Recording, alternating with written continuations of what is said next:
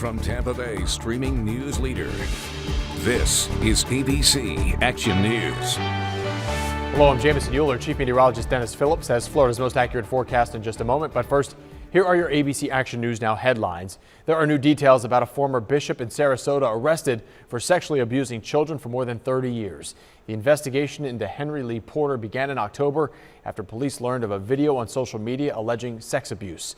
When detectives reached out to the victim, they say he told them that Porter began abusing him in 1989 when he was just 11 years old. Since then, 14 other victims have come forward. Detectives believe there still could be more victims. The state's highest court just suspended a well-known Tampa attorney's license after he failed to respond to complaints that he withheld settlement money from his clients. The court suspended Jose Toledo's license on Christmas Eve and ordered him to pay more than $1,200 in court costs. Last fall, the Florida Bar petitioned Florida Supreme Court to suspend Toledo's license after clients filed 30 disciplinary complaints against him. The bar's petition to the high court stated Toledo, quote, appears to be causing great public harm. A major step forward for Tampa's Water Street District. Officials cut the ribbon today on the USF Health Morsani College of Medicine and Heart Institute.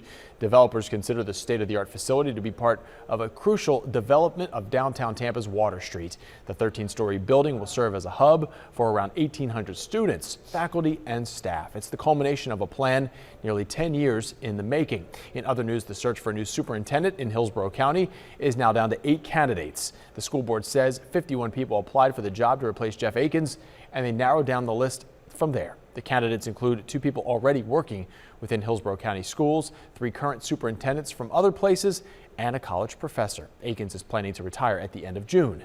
Now here's Chief Meteorologist Dennis Phillips with your forecast. Dennis? Hey, James, and one more chilly morning in store. Not nearly as cold as recent mornings, but 40s for many of our northern counties, and then 50s elsewhere. But by then, things begin to change. The afternoon, we're back in the mid to upper 70s, and then by the weekend, we are back in the 80s. Thank you, Dennis. You can now get news updates all day long on your favorite streaming device. And don't forget, you can always download the free ABC Action News app.